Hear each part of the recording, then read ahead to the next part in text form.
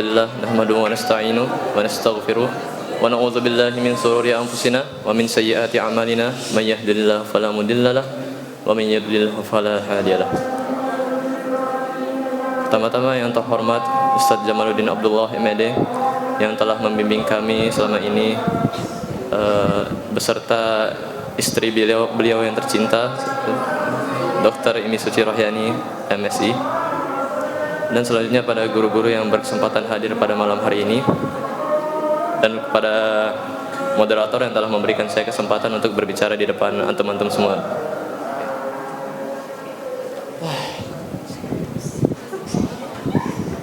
Baik.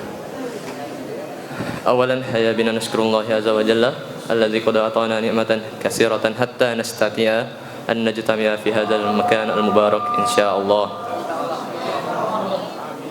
Yang kedua kalinya kepada Nabi Muhammad salawat serta salam atas junjungan Nabi besar Muhammad sallallahu alaihi wasallam yang telah membawa kita dari zaman kegelapan menuju zaman yang terang benderang, yakni dinul Islam. Baik, berdirinya saya di sini ingin menyampaikan kultum singkat yang berjudul Sabar dan Syukur.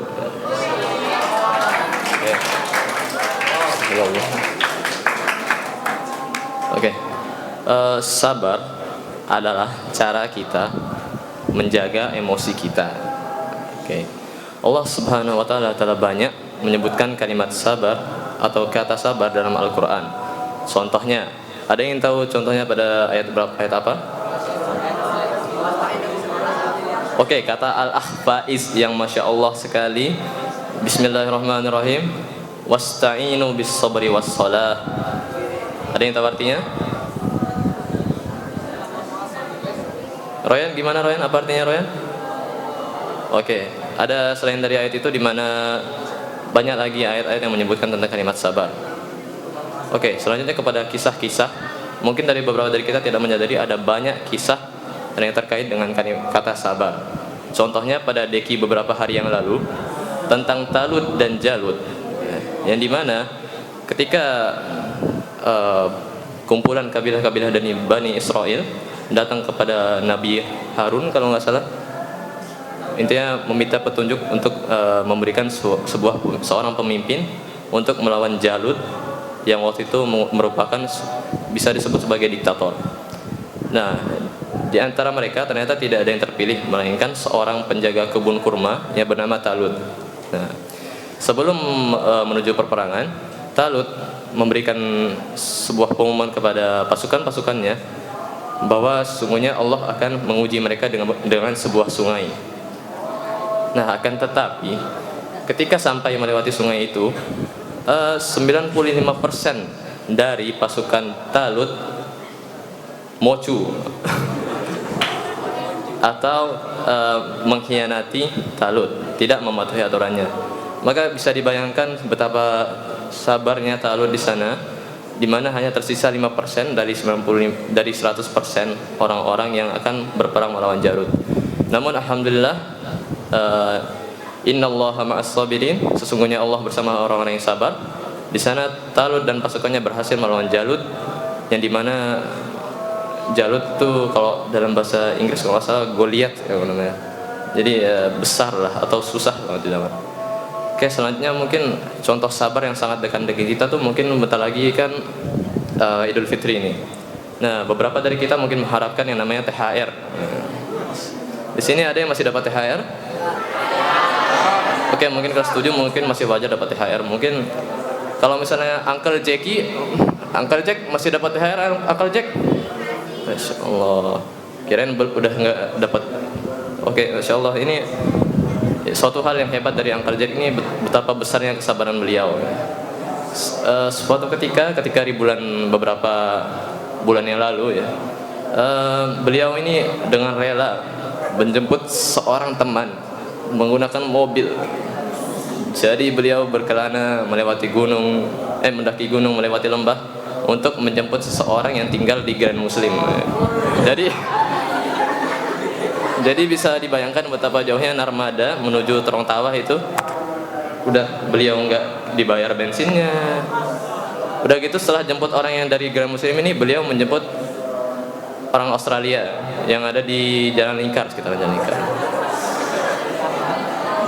Nah, setelah itu ada lagi satu penumpang yang Masya Allah menguji kesabaran ya Al-Hajjaj ya.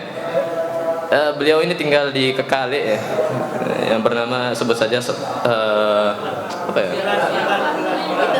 Fulan ya, namanya Fulan. Jadi satu hal yang menguji kesabaran dari driver Gojek Gozaki ini ya, ketika pengantaran pulang, si Fulan ini main-main, jadi menghabiskan bensin beliau. Jadi pas udah ada mau belok kiri alah. Tahu-taunya tapi bohong ya. Gitu. Atau enggak, dia bilangnya gini, sebelum kita pulang kita makan dulu kita makan di Warmindo dia bilang.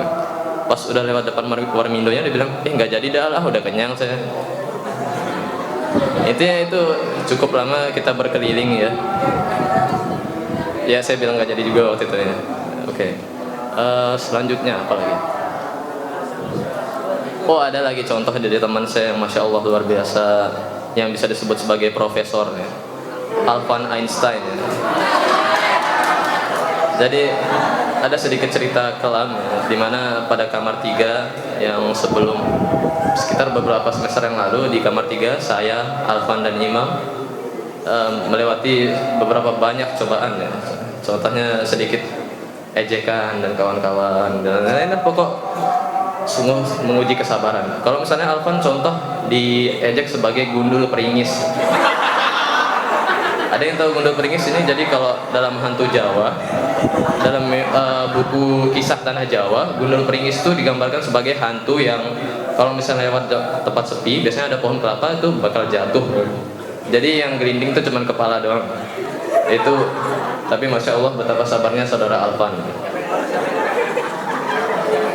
Inisial nama Molok itu namanya Fulan ya, jadi ya begitulah.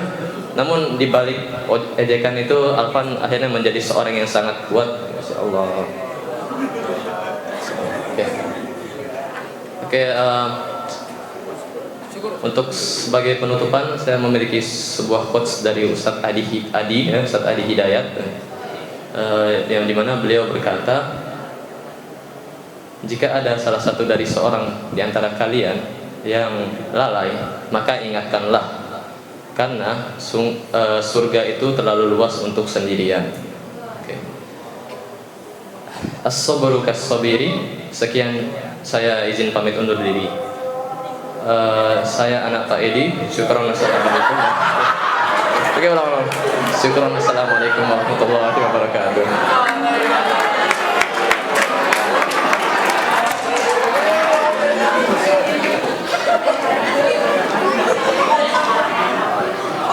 Syukran di akhirnya Muhammadiyah Julius Bayan Tadimu Ada Bernabis Bikarati Alhamdulillah. Syukran ala husni ihtimamikum. Allahumma fiku ila aqamit baik wa ma'ana jafiatina. Wassalamualaikum warahmatullahi wabarakatuh.